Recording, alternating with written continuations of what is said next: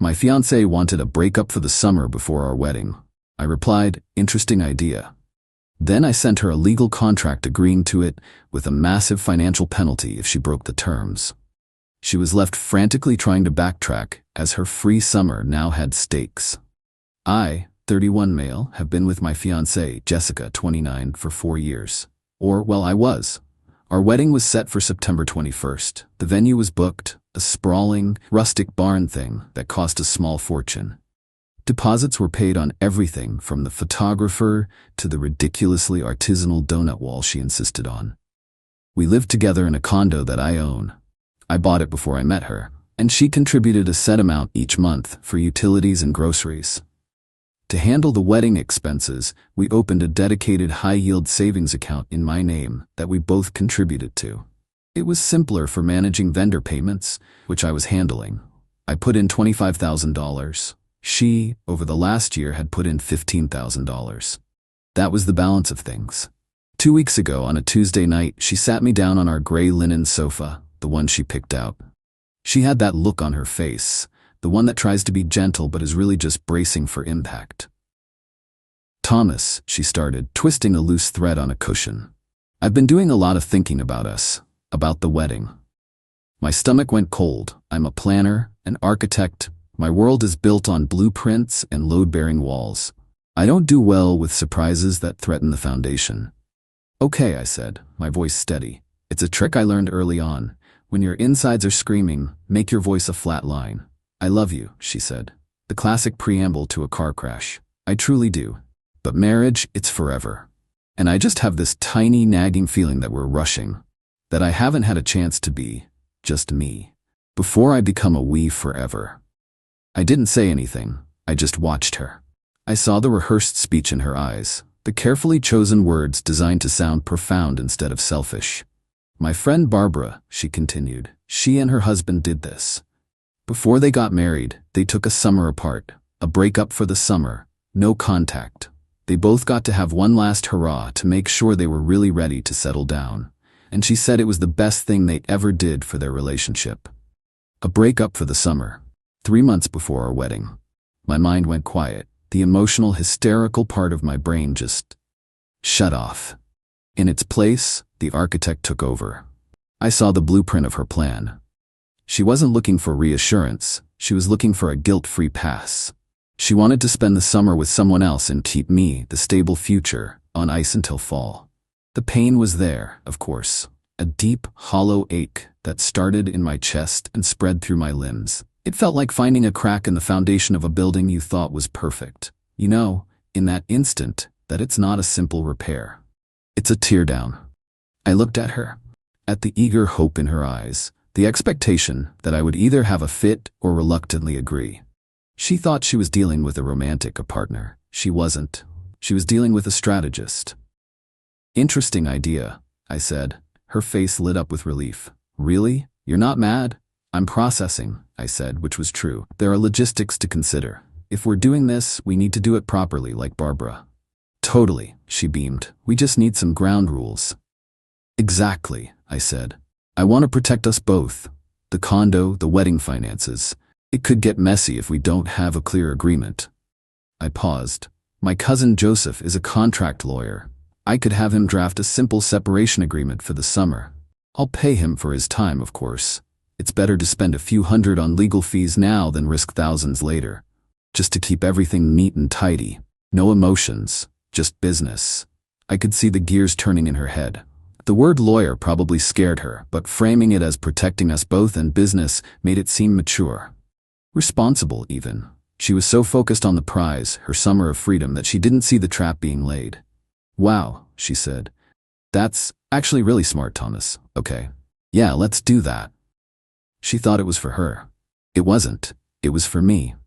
The next 2 days were a blur of quiet activity. I spoke to Joseph, who, after a long, silent pause, simply said, I'll have it for you by tomorrow. Don't worry. I spent hours methodically going through our shared finances, vendor contracts for the wedding, and the condo agreement. Jessica was giddy, already packing a suitcase and talking about staying with her friend Sarah for a bit. The contract Joseph drafted was a work of art, simple, clean, and utterly brutal. It laid out the terms of our summer separation. Term: the agreement would be in effect from June 1st to August 31st.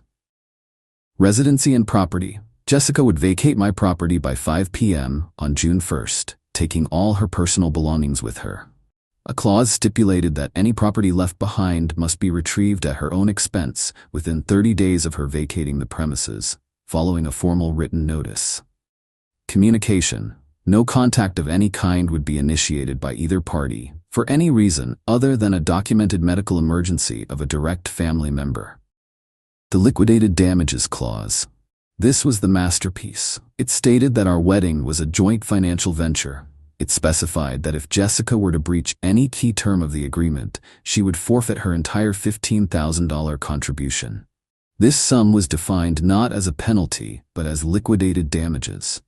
A pre-agreed estimate of the significant financial losses, non-refundable deposits, cancellation fees that would be incurred from the immediate and necessary cancellation of the wedding should the separation agreement fail. I presented it to her on Friday night. Here's that agreement.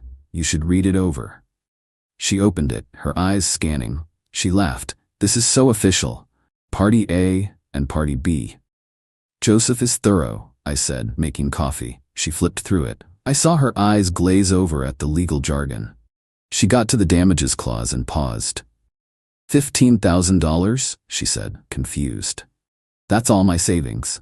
It's a liquidated damages clause, Jessica, I said calmly, using the term Joseph taught me. It's not a punishment. It's a pre-calculation of the real financial hit we'd take if this goes wrong and we have to cancel the wedding. Think of all the non-refundable deposits. This way, if one of us breaks the terms, we don't have to fight over who owes what. It's a clean way to cover the costs. It applies to both of us, but since the funds are in my account to pay the vendors, it has to be worded this way. It was the perfect explanation. It sounded fair. It sounded like it was for her benefit, too. She bit her lip, then shrugged. Okay, I guess that makes sense. It's not like either of us is going to break it anyway. She signed it. 2 copies. She didn't get a lawyer to look at it. She was in too much of a hurry for her summer. She moved her stuff out that Saturday. I watched her carry boxes to her car, a pit in my stomach. When the last one was loaded, she gave me a quick, awkward hug. I'll see you in September, she said, her voice bright. This is going to be so good for us. You'll see. I just nodded. Be safe, Jessica. I watched her drive away. Then I went inside the silent condo. I let myself feel it then. The full weight of the betrayal. I didn't shout. I didn't break anything. I just sat on the floor of our half-empty bedroom and let the silence wash over me. Then I stood up, went to my laptop, and changed the code on the electronic front door lock. The trap was set. All I had to do was wait. Update 1. It's been 23 days since Jessica left. The first week was hell. Every creak of the condo sounded like her. I kept thinking I saw her out of the corner of my eye. It's a phantom limb, a future you thought you had. I did what any sane, heartbroken person would do. I deep-cleaned the entire condo, rearranged the furniture, and created a meticulous spreadsheet of wedding vendors and cancellation clauses. It's what I know. Structure. Order. I didn't have to wait long for confirmation of my suspicions. Jessica isn't exactly a master of subterfuge. Her social media, which I had the foresight to monitor through a mutual friend's account, became a highlight reel of her eat, pray, love summer. Except it was more like drink, post, tag, and she was tagging someone new. A guy named Richard. Richard is exactly the type you'd picture. Wears boat shoes with no socks. His Instagram is a curated collection of him on boats, him on golf courses, and him holding cocktails that cost more than my weekly groceries. There they were, Jessica and Richard beaming from the patio of a winery. A week later, a group shot at a beach house, his arms slung possessively around her. The caption, "Summer nights with the best crew." It hurt, yes, a dull, predictable throb, but mostly I felt a sense of vindication. This wasn't a spontaneous journey of self-discovery. This was a pre-planned affair she wanted to enjoy without the guilt of the label cheater. She'd found my replacement before she'd even left my home. This morning it happened. My phone buzzed. A text from Jessica. "Jessica, hey you, just been thinking about you. Hope you're doing okay." My heart hammered in my chest. This was it, the first pebble in the avalanche. I stared at the message. The casualness of it was insulting. Hey you, like she was texting a college buddy. I didn't reply. I took a screenshot, saved it, and continued with my morning coffee. An hour later, another buzz. Jessica. Thomas, you there? I was just wondering if you'd remembered to pay the final deposit for the caterer. It's due this week, I think. Don't want them to cancel on us. And there it was. The breach, clear, documented, and utterly stupid. My hands were perfectly steady as I opened my laptop. I composed a new email. I attached the 2 screenshots of her texts with timestamps clearly visible. To Jessica, CC, Joseph. Subject, Notice of Breach of Summer Separation Agreement. Jessica, this email serves as formal notification that you have breached the terms of our legally binding summer separation agreement dated May 30th. As per Clause 3, communication, no contact was to be initiated by either party. Today, at 9:15 a.m. and 10:22 a.m., you initiated contact via text message for a non-emergency reason. See attached screenshots. As per Clause 4, Liquidated Damages Clause, this breach results in the immediate forfeiture of your entire $15,000 contribution. These funds will now be used to cover the cancellation fees for all wedding-related vendors and contracts, as outlined in the agreement. Please consider this notice that the wedding planned for September 21st is officially canceled. I will handle all communications with the vendors. Do not contact me further. Any future communication must go through my legal counsel, Joseph, who is CC'd on this email. Sincerely, Thomas. I hit send. The silence that followed lasted for exactly 11 minutes. Then my phone started vibrating so hard it nearly fell off the table. I silenced it. It rang again. And again. The text started pouring in. I blocked her number. I feel calm. The ache is still there, but it's the clean pain of a necessary surgery, not the festering rot of betrayal. She wanted a summer without consequences. I just handed her the bill. Update 2, it's late July. The heat is oppressive, but my condo is cool and quiet. Life has taken on a new rhythm. I've canceled every vendor. Most were surprisingly understanding. The forfeited $15 from Jessica covered every single cancellation fee and non-refundable deposit almost to the dollar. I'm not out of pocket. I thought the email and the financial hit would be the end of it. I was wrong. It seems Jessica and Richard's summer fling has hit its first major obstacle, reality. Last Saturday, my doorbell rang, a hard, insistent knocking on my actual door. I checked the camera on my phone. It was Jessica, and right behind her, looking smug and angry, was Richard. I let them stand there for a full minute while I considered my options. Then I answered the door, opening it only a few inches, the chain still on. Jessica, I said, my voice neutral. We need to talk, she said, trying to push the door open. The chain held. No, we don't, I replied. All communication goes through Joseph, you know this. Richard stepped forward. Dude, cut the crap. You're being a psycho about this. It's her money. It's nice to meet you, I said, looking directly at him. I'm the guy whose fiancée left him to spend the summer with you. And you are? This isn't about him. Jessica snapped. This is about you stealing from me. I want my stuff, Thomas. My winter coats, my grandmother's lamp. I was waiting for this. Your belongings were not stolen, Jessica, I said, my patience a weapon. They were handled exactly as outlined in the contract you signed. The items you left behind were inventoried and placed in a climate-controlled storage unit. I continued, letting the bureaucratic coldness sink in. Joseph sent a formal notice via certified mail to your friend Sarah's address, the forwarding address you provided, over a month ago. It contained the full inventory list, the storage unit details, and instructions for retrieval. The contract stipulated you had 30 days to arrange for collection at your own expense. That deadline is this Friday. Her face went from rage to stunned confusion. The lamp wasn't her grandmother's. It was a cheap antique store find. But her winter coats? Those were expensive, and now they were locked away behind a wall of logistics she had to solve. You put my stuff in storage, she whispered, horrified.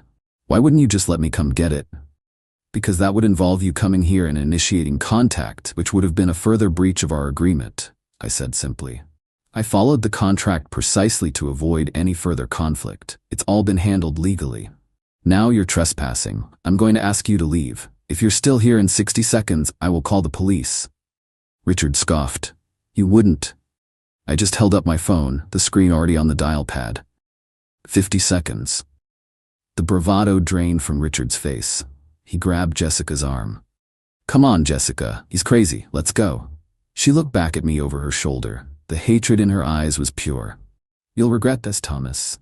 I closed the door and saved the entire recording from the doorbell camera. Jessica's parents called me later that week. I had Joseph forward them a polite email explaining the situation, complete with a redacted copy of the contract, a summary of events, and a copy of the certified mail receipt for the storage notice. Her mother called back, mortified. Jessica had told them I was the one who demanded the break and was now holding her things hostage. The truth, in its cold, documented glory, was undeniable. Final update. It's October. The leaves are turning, and the air has that crisp, clean edge that always feels like a new beginning. My condo is sold. I closed last week. Too many ghosts. I'm in a new apartment downtown overlooking a park. It's smaller, but it's all mine. The silence here is peaceful, not heavy. The final act of the Jessica saga played out not with a bang, but with the pathetic fizzle of a wet firecracker. As expected, she took me to small claims court for the $15,000. She represented herself. Richard, predictably, was nowhere to be seen. Their summer romance, built on deception, apparently couldn't survive the harsh lighting of legal proceedings. I showed up to court with Joseph. I had my folder, the signed contract, the screenshots of the text messages, the time-stamped video of her trespassing. Jessica's argument was purely emotional. She talked about how I had manipulated her, how I had been cold and unfeeling. Then she played her trump card, and he stole my property. He locked away all my winter clothes and precious family heirlooms and tried to get rid of them. When it was our turn, Joseph stood up. He was calm, almost bored. First, he presented the contract, pointing to her signature on the liquidated damages clause. Then he addressed the property claim. Your Honor, my client did not steal or withhold any property.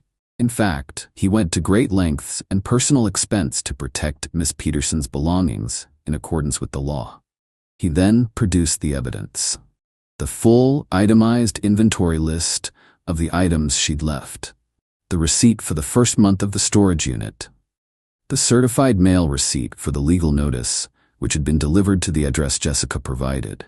He even had a printout of an email from the storage company, noting the unit was now empty, as Jessica had been forced to clear it out at the last minute before its contents were auctioned. The judge, a no-nonsense woman, looked from the stack of evidence to Jessica. Ma'am, it seems Mr. Hayes has acted with more diligence and legal propriety regarding your relationship and property than you have.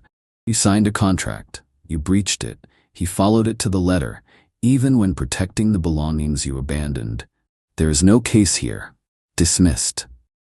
I walked out of the courtroom without looking at her. I didn't feel triumphant. I just felt done. The final piece of paperwork on a demolished building had been filed. A week later, I got one last text from her, from a number I didn't recognize. Jessica, I hope you're happy. You ruined my life over a few text messages. It was the perfect encapsulation of her entire worldview. In her mind, the problem wasn't her betrayal. The problem was that I had held her accountable. I didn't reply. I blocked the number and changed the password on my premium Spotify account, which she'd somehow still been using. There is no cinematic ending where the villain learns their lesson. People like Jessica don't learn. They just move on, spinning a new narrative where they are the victim. And that's fine. My revenge wasn't loud or explosive. It was quiet. It was bureaucratic. It was simply the methodical application of consequences. And in the end, that is the most satisfying justice of all. I am at peace. I am moving forward. My wife tried to sell our home behind my back to fund her gambling addiction. So I filed for divorce, took legal action, and left her homeless. I'm 35, male, and until a few months ago, I thought I had a stable life. I had a decent job, a home I'd worked my ass off to buy, and a wife, Em, who I thought I knew. But that all crumbled in ways I never saw coming. Em and I got married 6 years ago. At first, everything felt like it was falling into place. She was fun, adventurous, and seemed like the kind of person who could take on the world with you. She wasn't the type to settle down, but I figured that's what made life with her exciting. The way she could walk into a room and light it up was one of the things that attracted me to her. But in hindsight, I should have paid more attention to the chaos she was always stirring up. It started small. Things I didn't think too much about at first. Late-night outings that didn't make sense. Out with friends, she'd say, or just needed some air. There were nights where she'd disappear and come home after hours, all jittery and nervous. She'd blow off my concerns, saying I was being paranoid, and because I didn't want to be the controlling husband, I let it slide. I should have trusted my gut. Then came the money problems. Our joint account kept dipping lower than it should. I figured maybe she was overspending on clothes or some nights out, but it seemed manageable at first. Until I started noticing larger amounts missing. $500 here, $800 there. I brought it up, and she'd get defensive, saying, "I'm taking care of some things. Why do you need to track everything I spend?" She always had an excuse, and honestly, I hated fighting about money, so I backed off. But then I found the casino receipts. I was cleaning out the car one day, and in the glove box was a stack of crumpled receipts from different casinos. Thousands of dollars gone. At first, I thought maybe it was old, something from when we'd gone with friends, but there were recent dates on all of them. The last one was from 2 days prior. I waited for her to come home, holding on to those receipts like they were ticking bombs. When she walked in, I asked her straight out, "What's this?" I shoved the receipts in her face. She didn't even try to lie at first. Her eyes went wide, and I could see the panic set in. "I can explain." "You've been gambling?" I interrupted, my voice louder than I intended. "It's not like that," she stammered. "I've been trying to win back some money we lost. It got out of hand." "Out of hand? These are thousands of dollars, Em. This isn't out of hand. This is insane." She broke down crying, telling me how sorry she was, how she didn't mean for it to spiral this way. "I thought I could fix it before you noticed. I swear I'm done." I didn't believe her, but I didn't know what to do. I told her she needed to stop immediately, and we needed to sort out our finances before things got worse. She agreed, and I foolishly thought maybe that was the end of it. I gave her the benefit of the doubt. I wanted to believe that she just slipped up, that she could control it. After all, she'd never done anything like this before. Or so I thought. Weeks passed, and things seemed better, at least on the surface. She was home more, she was sweet, apologetic, and everything seemed to be calming down. But something felt off. I wasn't ready to let go of my suspicions completely. Then, one day, I got a call that changed everything. It was from a real estate agent asking me about selling our home. "Excuse me?" I said, stunned. "I'm not selling my house." The agent hesitated. "Well, your wife came in a couple of weeks ago to start the process. We've been showing the property to potential buyers. We were just waiting for you to finalize the paperwork." I hung up without another word. My mind was racing. I called Em, and this time she didn't pick up.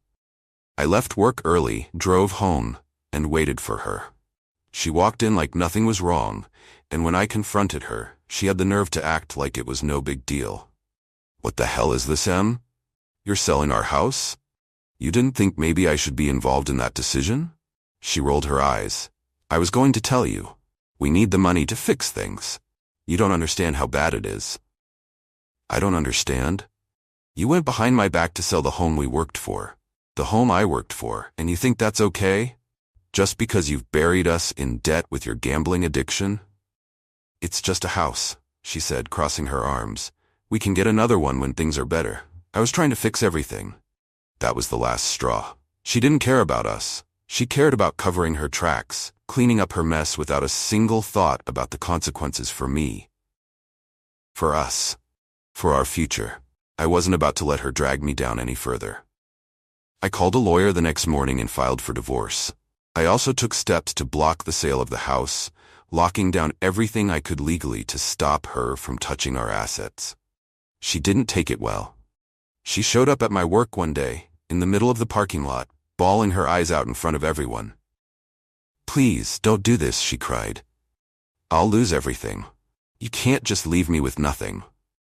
"You're the one who's been lying, stealing, and trying to sell my home without telling me," I shot back. "You made your choices, Em. Now you'll have to live with the consequences."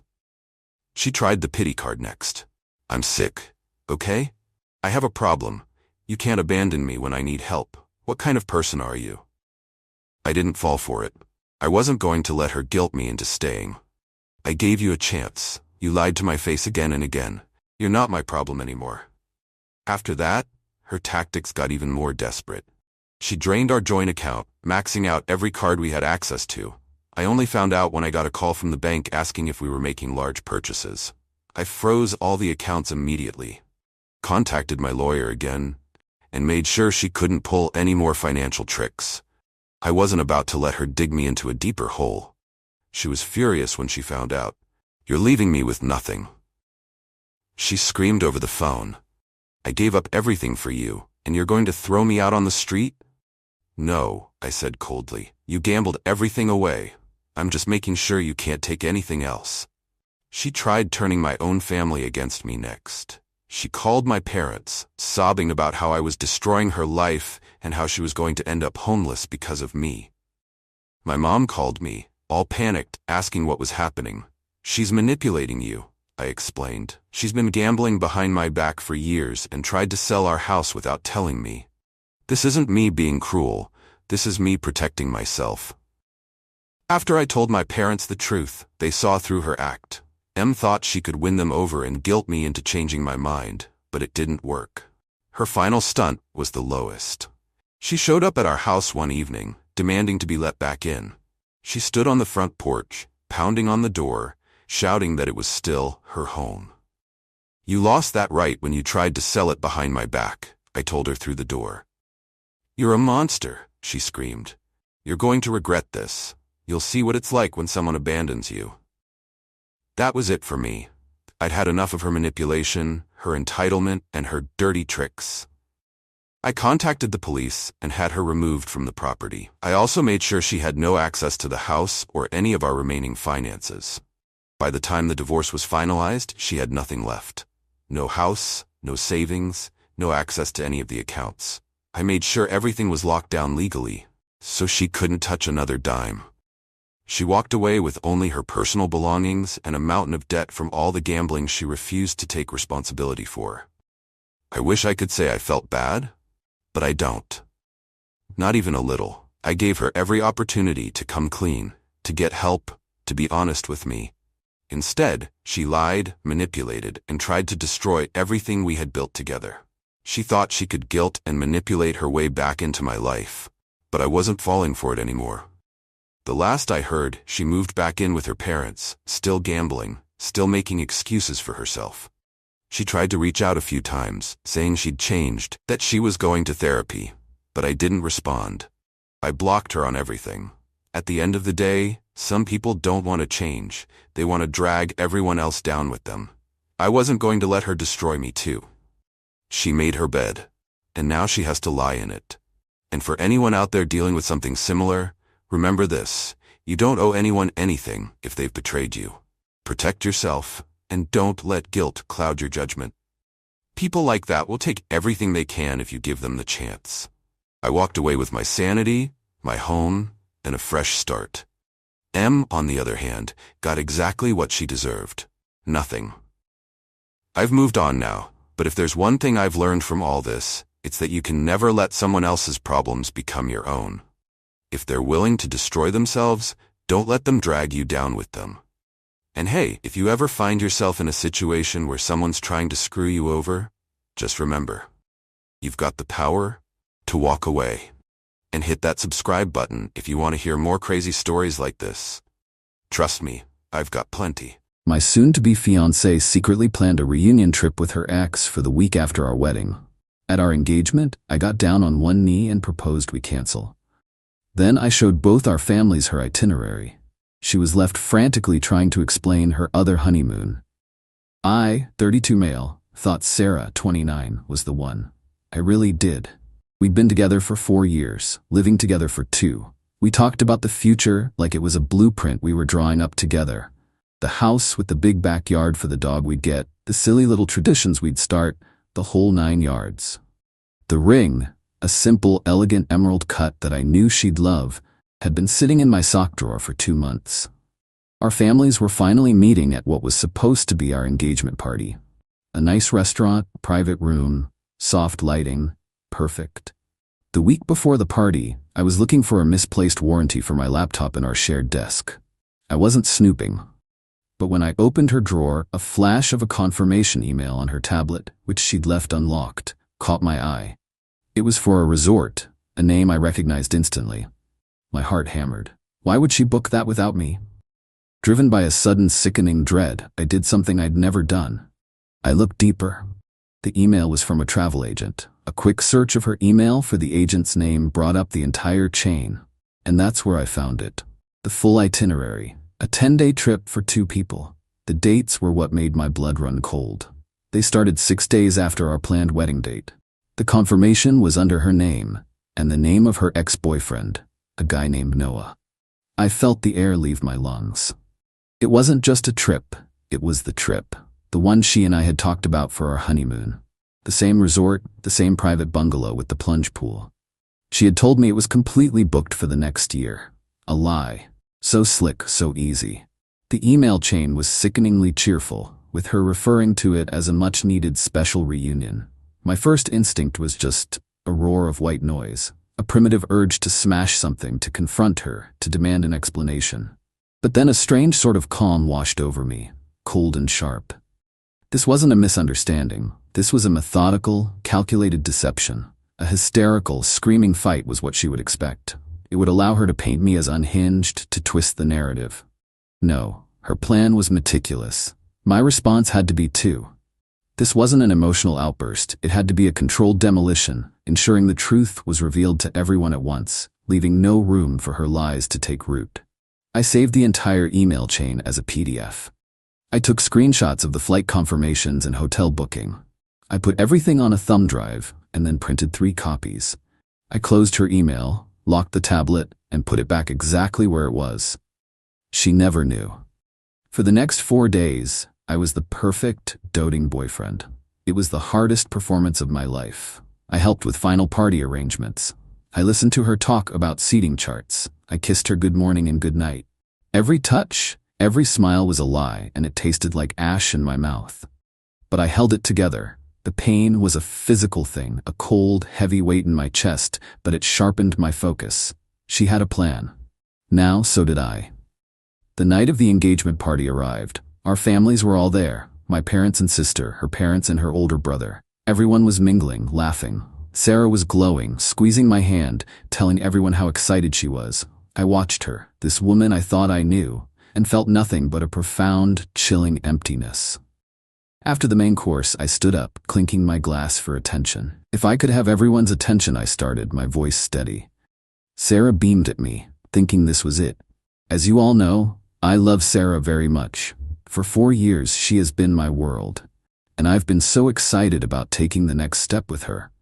I walked to the center of the room, near where she was sitting. I saw the anticipation in her eyes, the little smile playing on her lips. I got down on one knee. Her hands flew to her mouth. My mother was already tearing up. I looked directly into Sarah's eyes. I have a very important question to ask you. It's about our future. She leaned forward, whispering, "Yes, oh my God, yes." I pulled out the velvet box, but I didn't open it. "I propose," I said, my voice carrying through the suddenly silent room, "that we cancel the wedding." Her smile froze. It was like watching a statue crack. What? What are you talking about?" "I think you know what I'm talking about," I said, still on one knee, my voice soft but clear. "But in case you don't, I brought something to jog your memory." I reached into my suit pocket and pulled out the printed copies. Not the originals, never the originals. I handed a set to her parents, a set to mine. "This," I announced to the room, "is an itinerary for a 10-day trip, a romantic getaway. The thing is, it's not for us. It's for Sarah and her ex, Noah. And it's for the week directly following our wedding. A second honeymoon. I guess you could call it. The emails call it a special reunion." The silence was deafening. I watched Sarah's face crumble as her father opened the papers. He read the names, then looked at his daughter with an expression of pure, unadulterated shock. My mom just stared at me, her brow furrowed in confusion and concern. "I believe the term for this is having your cake and eating it too," I continued, finally standing up. "So Sarah, my proposal is this. You can have the trip, you can have Noah, but you can't have me. You can't have my family. And you can't have this wedding. I placed the unopened ring box on the table in front of her. Enjoy your trip, I said. Then I turned to our bewildered families. I'm so sorry, everyone. It seems there's been a change of plans. I walked out of that restaurant without looking back, leaving Sarah in the wreckage of her own making, frantically trying to explain her other honeymoon to a room full of people who, just moments before, had been celebrating her future. My future. Update. The silence lasted for about 12 hours. Then the storm broke. My phone started blowing up around 10 a.m. the next morning. A barrage of texts from Sarah, swinging wildly from furious, "How could you humiliate me like that? You're a monster," to pleading, "It was a mistake, a moment of weakness. Please, we can fix this." I didn't respond to a single one. Engaging would be like wrestling in the mud. Her actions were the issue, not my reaction. Then came the emails. Long, rambling justifications. Noah had reached out. He was going through something. She just wanted closure. The mental gymnastics were Olympic level. The most telling part? Not once did she say, "I'm sorry for betraying you." It was always, "I'm sorry you found out," or "I'm sorry you're hurt." It wasn't all sympathy. I got a blistering text from her maid of honor, calling me a vindictive psycho for what I did. I didn't reply. What's the point? Her brother Jesse called me. His tone wasn't just disappointed, it was conflicted. "Man, I don't know what to say, she's a mess." "But you had to do it like that?" "How else, Jesse?" I asked calmly. A quiet conversation where she could lie and twist it. She made a public betrothal into a sham. I felt the public deserved to know. "When you read those emails, what did it look like to you?" He was quiet for a moment. "Yeah, it looked bad, really bad." The first practical matter was our apartment. We were both on the lease, but I'd paid the $2,850 security deposit. I had the bank receipt. I sent a formal email to Sarah copying our landlord. Subject: lease at apartment address. Sarah, I will be vacating. I will coordinate with the landlord regarding the security deposit I paid. Please let me know your intentions for the lease. The landlord's reply was professional and exactly what I expected. He stated that, per the lease agreement, any security deposit refund at the end of the term would be issued via a single check made out to both tenants. He couldn't legally cut her out of it, regardless of who paid. He also noted that for her to remain, she would have to requalify on her own income. It was the first bureaucratic hurdle, and I knew it would be a fight. Then came Noah, the man himself. He sent me a message on social media. "Noah, hey man, you need to back off. You're harassing Sarah. Whatever you think happened, you've got it wrong. She told me you were a controlling asshole, and I see it now." The sheer audacity. I typed back. Tell me, does your girlfriend Teresa know you were planning a special reunion with my fiancé? Because I have the receipts. His tone shifted instantly. "Stay the hell away from my girlfriend. This has nothing to do with her. You threaten me again and you'll regret it." The empty bluster of a man who'd been caught. He didn't deny it. He just tried to intimidate me. So I made my next move. I found Teresa on social media. With a deep breath, I attached the PDFs. "Teresa, I am so sorry to be the one to tell you this, but I think you deserve to know the truth about what your boyfriend Noah was planning with my now ex-fiancé." I hit send. It felt awful, but necessary. They made their choices together. They could face the consequences together. Update. The past month has been a slow, grinding process of dismantling a life. I moved out, taking only my personal effects. I left the shared items, photographing everything to document the apartment's pristine condition. Sarah was there, her tactics shifting from tears to entitlement. "You can't just leave me with all the bills," she said. "I'm not," I replied. "I'm disconnecting the utilities and internet, which are in my name, on the 30th. You'll need to set them up in your own name if you qualify to take over the lease." Her face fell. It wasn't the emotional reaction she wanted. It was a logistical one she hadn't prepared for. The streaming accounts were next. I didn't see a new profile on Netflix. It was more subtle. The continue watching was suddenly filled with gritty British crime dramas and stand-up specials I knew for a fact she hated, but that Noah's old profile picture on social media suggested he'd love. It was a small, intimate sign of his presence in our space. I changed every password and logged all devices out. The real challenge was the furniture. We'd bought a new sofa and dining set a few months back on in-store financing. The account was in my name. The first payment after I moved out was due. I called the finance company. I explained the situation. The woman on the phone was sympathetic but firm.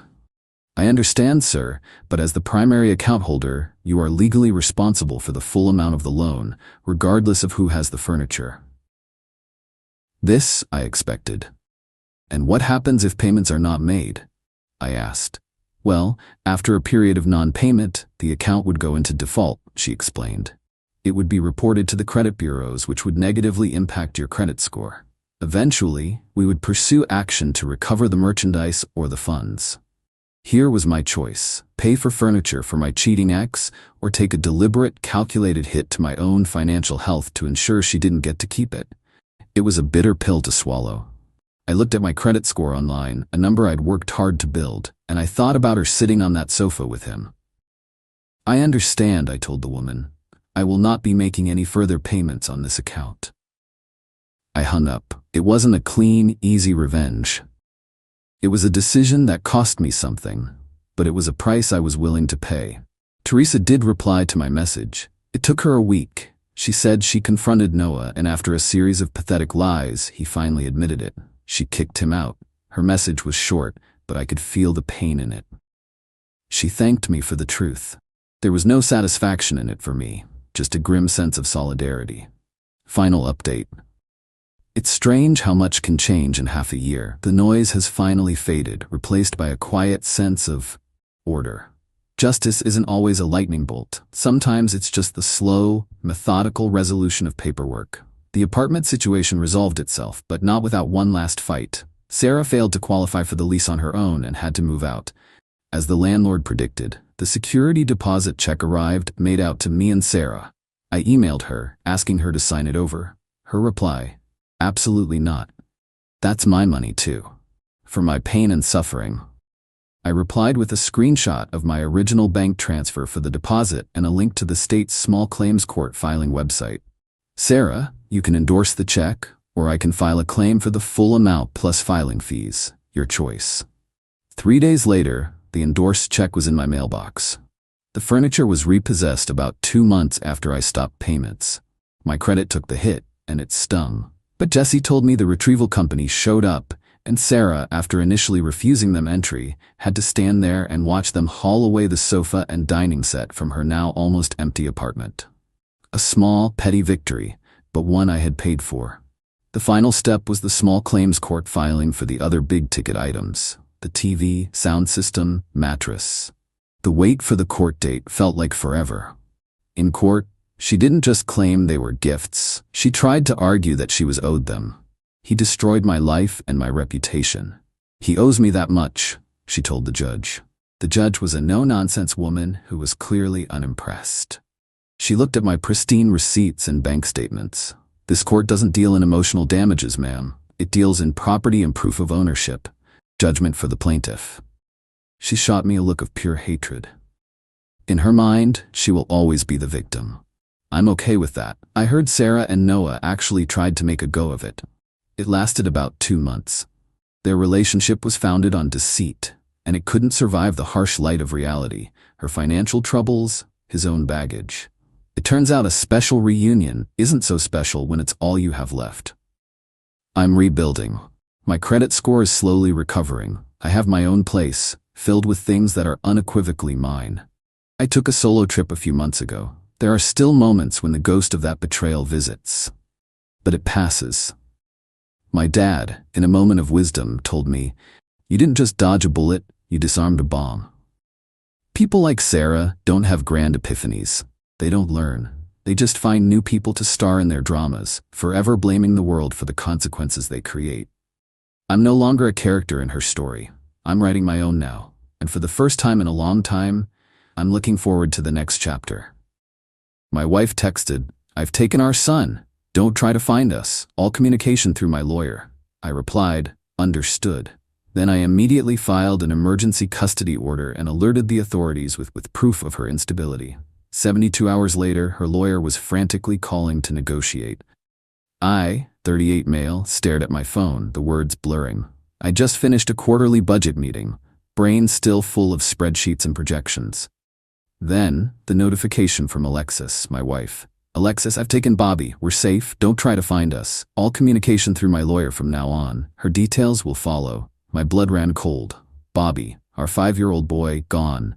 No warning. No big fight that morning. Just this. My fingers trembled. My reply was almost automatic. Calm. Cold even. Me. Understood. Then I moved, fast. My first call was to Mr. Russell, my solicitor. Had him on retainer since Alexis's behavior started getting unpredictable a year ago. She's done it, Mr. Russell, I said, my voice flat. She's taken Bobby. He didn't miss a beat. Right, I'm filing an emergency custody order. Now. You have the dossier? Everything. Updated last week. The dossier.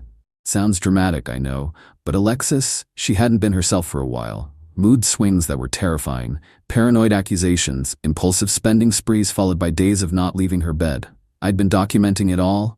Voice memos of her rants, recorded legally in my own home, mind you. Emails, texts, a journal of incidents with dates and times. Photos of, well, let's just say concerning situations she'd created. I'd even managed to get her to a psychiatrist once, who had expressed concerns about potential bipolar disorder with possible paranoid delusions, though Alexis refused any follow-up or medication. I had a copy of that initial consult report, which she'd actually left lying around. It all went into the dossier. My biggest fear was always her doing something impulsive involving Bobby. While Mr. Russell got the court papers drafted, I called the police. Reported Bobby as a missing child, potentially taken by a parent suffering a mental health crisis. Emailed them a summary of the situation and copies of the most damning evidence of her instability, including her text. They were surprisingly quick to take it seriously. Maybe the calm, factual way I presented it helped. No hysterics, just facts. The house felt like a tomb. Bobby's little blue jacket was still on the hook by the door, his half-finished Lego spaceship on the living room floor. A wave of something, grief, rage, sheer terror, hit me then. I actually doubled over, hands on my knees. For Bobby. Stay calm for Bobby. This wasn't just a betrayal, this was a declaration of war, and I was damn well going to fight it. Strategically, methodically. Update. 3 days later. Okay, Reddit, so the last 72 hours have been the longest of my life. Haven't really slept. Coffee's my new best friend. Mr. Russell was a rock star. Emergency order was filed within hours of Alexis's text. Police issued an alert. The dossier did its job. They saw the pattern of escalating instability. Every phone ring made my heart leap. Was it news? Was it Alexis trying to bypass lawyers? Her sister Qley called me screaming late Tuesday night.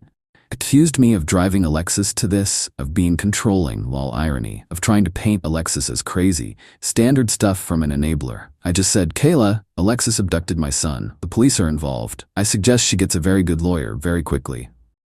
Click. No energy for that drama. The police found them yesterday evening, about 200 miles away in some cheap motel. Bobby was physically okay, thank God, confused, scared, but okay. They said Alexis was agitated. Not surprised. Bobby was placed in temporary emergency care while the police sorted jurisdiction and the emergency order was served. This morning my phone rang. Unknown number. Mr. my last name? A female voice sounded stressed. This is Miss Leslie. I'm representing Alexis. She's retained me regarding the custody of your son, Bobby. So the lawyer details she promised. Okay, I said, keeping my voice even. Look, Miss Leslie rushed on. Alexis is obviously very distressed. She wants to see her son. We need to work something out. She's willing to discuss shared access, mediation. I waited. Let the silence stretch. Miss Leslie, I said, my tone like ice. Your client unilaterally abducted my child after sending a threatening text message indicating her intent to sever all contact. She is documented as being unstable. The police have already recovered Bobby. An emergency custody order is in place, granting me temporary sole custody. You should have received it by now. More silence, then a sigh. Yes, we have that. But surely you understand this has all been a terrible misunderstanding. Alexis felt backed into a corner. A misunderstanding that involved crossing state lines with a minor and cutting off all contact? Fascinating. Miss Leslie cleared her throat. My client is prepared to be reasonable. She just wants what's best for Bobby. What's best for Bobby is stability and safety, which your client has catastrophically undermined, I replied. There will be no negotiation about Bobby's immediate return to my care, as per the court order. Once he is home and settled, we can discuss supervised visitation for Alexis, pending a full psychological evaluation for her. And that, Miss Leslie, is my opening and closing offer for today. I could almost hear her jaw drop. But that's the reality of the situation your client created, Miss Leslie. Have Alexis comply fully with the authorities. I expect Bobby home today. Goodbye. I hung up. Felt good. No. Felt right. Mr. Russell called a few minutes later. Miss Leslie had apparently called him immediately after, spluttering about my unreasonable demands. He just reiterated my position. The ball is in their court.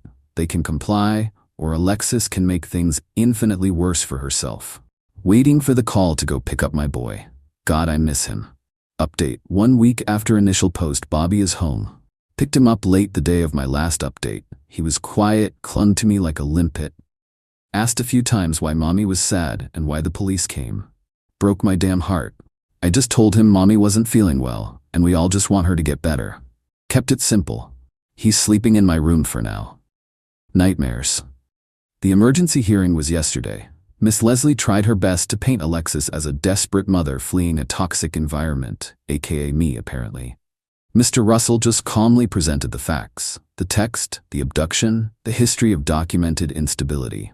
Alexis was there. She looked rough, kept trying to catch my eye, alternating between looking tearful and furious. I didn't engage, focused on the judge.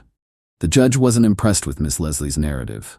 The evidence of Alexis taking Bobby and the prior concerns about her mental state were too strong. He upheld the emergency order. Temporary sole legal and physical custody to me. Alexis was granted 1 supervised 2-hour visit per week at a designated facility, contingent on her not causing any scene. A guardian ad litem was appointed for Bobby. Big win. But the games have escalated. Alexis's mother, Lori, has now started a lovely campaign on social media. Vague posts about parental alienation and a mother's love being weaponized. Some of our mutual acquaintances are lapping it up, sending me concerned messages or outright hostile ones. Blocked a fair few numbers.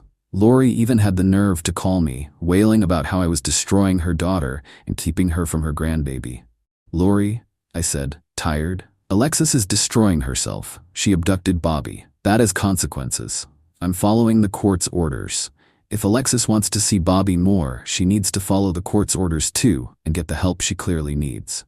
She called me a monster and hung up. Charming. Kayla, Alexis's sister, ambushed me at the grocery store, caused a bit of a scene, shouting about how I was a manipulative bastard. I just paid for my stuff and walked out. Security escorted her out, got it on my dashcam for good measure. Every little bit of crazy helps my case. Alexis herself, during her first supervised visit, apparently spent half the time crying about how unfair this all was, and the other half trying to tell Bobby that Daddy was keeping them apart because he was mean. The supervisor noted it all down. Good. Miss Leslie has been sending feelers about mediation again. Mr. Russell is firm. Full psych eval for Alexis, proof of compliance with treatment, and a significant period of stability before we even discuss changes to the current supervised setup. It's draining, NGL. Sometimes late at night, I just sit in Bobby's room watching him sleep, and the enormity of it hits me. The trust Alexis shattered. The fact she put Bobby through this. But then morning comes, Bobby smiles, and I know I'm doing the right thing. This isn't just about me anymore. It's about giving my son a stable, safe childhood. Alexis chose her path. Now she gets to live with the fallout. Update, 1 month after initial post. It's been a month since the world tilted. Life is a new kind of normal. School runs, work, lawyer calls, documenting everything. The gal Miss Gabriella seems competent and fair, which is a relief. Bobby started to open up a bit more about his adventure with Mommy. Bits and pieces. Confirms she was erratic, crying a lot, telling him confusing things about me. All going into my notes for Miss Gabriella. Alexis is... well, Alexis. The supervised visits are a roller coaster. 1 week she's quiet and actually plays with Bobby. The next, she's trying to grill him for information about my life or badmouthing me to the supervisor. The supervisor's reports are becoming quite the collection. Her entitlement is breathtaking. Miss Leslie actually sent a letter demanding I pay for Alexis's legal fees and provide her with spousal support, claiming her distress was caused by my unwillingness to co-parent equitably before the incident. Mr. Russell sent back a one-liner. We trust your client's demand is made in jest given her conduct. We've heard nothing back on that front. LOL. The dirty tricks are getting more creative. Last week, a completely anonymous email landed in my work inbox, CCing my boss and HR, full of vague accusations about my character and suitability as a father. It reeked of Alexis's particular brand of drama. Luckily, my boss knows the situation. I was upfront when it happened, and HR dismissed it as malicious. But it was a clear attempt to mess with my job. Added to the file. Then there was the wellness check. Police showed up at my door. Anonymous tip about Bobby being neglected. They came in, saw Bobby happily eating cereal and watching cartoons, a clean house, plenty of food. They were polite, almost apologetic, said the call seemed baseless. You don't say? Pretty sure I know who instigated that. Another one for the file. Qley and Lori are still on their crusade.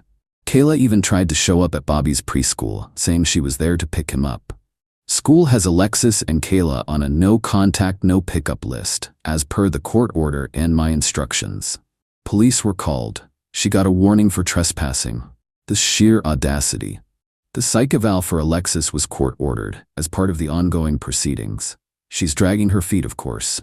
Miss Leslie keeps filing motions for delays, citing Alexis's fragile emotional state. Mr. Russell counters that her emotional state is precisely why the eval is urgent. The judge seems to be losing patience with her antics. It's exhausting. Some days I feel like I'm fighting a hydra. But then Bobby will grab my hand and say, "You're the best daddy," and it's like a shot of pure adrenaline. I'm not backing down. Every stunt Alexis pulls, every lie her family tells, just adds another nail to her custody coffin. She thinks she's being clever. She's just proving my point. The file is getting thicker, and my resolve, stronger. Update: 6 months after initial post, it's over. Well, the main battle is 6 months of hell, but we got there. The final custody hearing was last week. It felt like a marathon. Miss Leslie tried, bless her heart, to argue Alexis was a victim, that she'd learned her lesson, that she was now seeking therapy, though still hadn't completed the court-ordered full psych evaluation, claiming scheduling issues. Mr. Russell was masterful. He didn't grandstand, he just laid out the evidence, piece by methodical piece. The initial abduction, the dossier detailing months of instability, the police reports, the supervisor's damning reports from the visits, Alexis's attempts at parental alienation, her emotional instability, the gal's report, which was a godsend. Ms. Gabriella recommended sole legal and primary physical custody to me, citing Alexis's unpredictable behavior, lack of insight into her actions, and the potential for emotional harm to Bobby. She also noted my consistent stability and child-focused approach. He presented evidence of the smear campaign, Kayla's stunt at the school, the bogus wellness check, the attempted interference with my job. Each incident painted a clearer picture of Alexis's and her enablers' mindset. When Alexis finally testified, it was a spectacle. She cried. She accused, she contradicted herself. She blamed me, her childhood, stress, anything but her own choices. At one point, she actually yelled at the judge for not understanding what it's like to be a mother pushed to the edge. The judge's face was stone. Her own lawyer, Miss Leslie, looked like she wanted the earth to swallow her. The ruling came down yesterday. Full sole legal and physical custody of Bobby to me. Alexis gets supervised visitation twice a month at the facility for 2 hours. This is contingent on her finally completing the full psychological evaluation and complying with any recommended treatment. If she fails to do so within 90 days, visitation will be suspended until she does.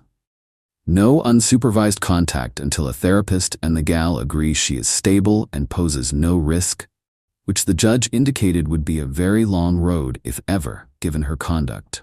Her demands for spousal support and legal fees were of course dismissed with prejudice. The fallout for Alexis has been significant.